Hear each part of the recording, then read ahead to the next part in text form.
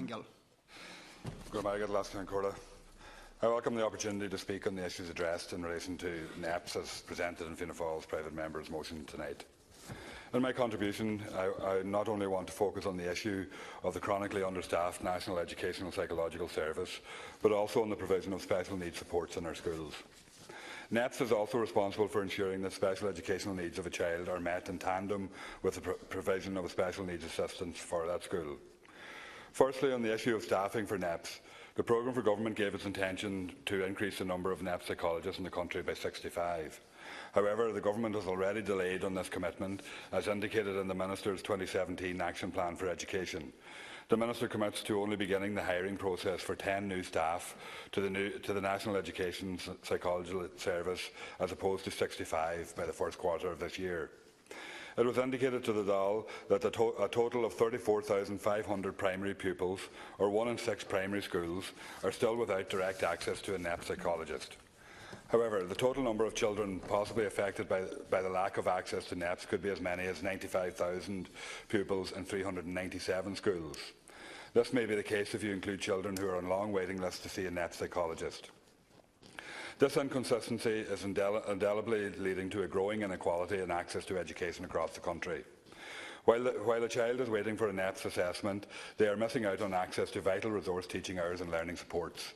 The current situation also privileges those who can afford to pay for private assessment, exacerbating social inequality. The reformed system of resource allocation, where access to resource teaching would no longer rely upon a formal diagnosis of learning difficulty, etc., although welcome, has serious implications as it is unclear how this new system will be carried out.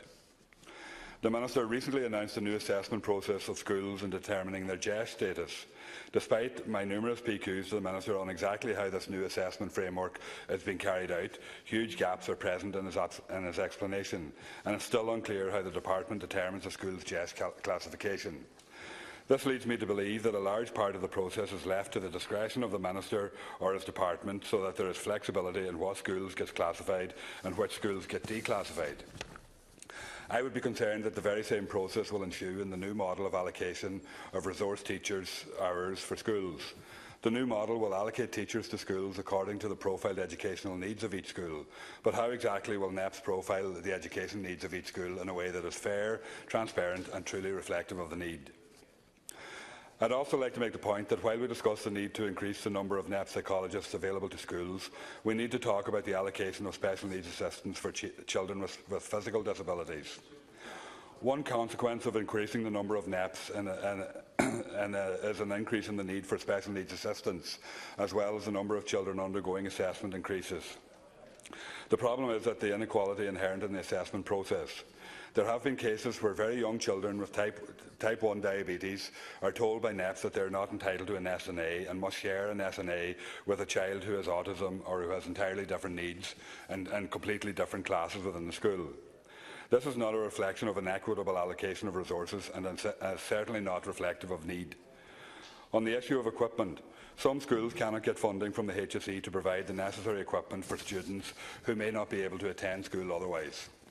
They may even have special needs assistance allocated to them, but once they attend school, barriers are prevented due to the lack of necessary equipment. This could be anything from a hoist to special chairs, proper lighting for sensory issues. Last year, in County Donegal, a school in Dunlow in County Donegal was left to fundraise for vital equipment for students with severe disabilities.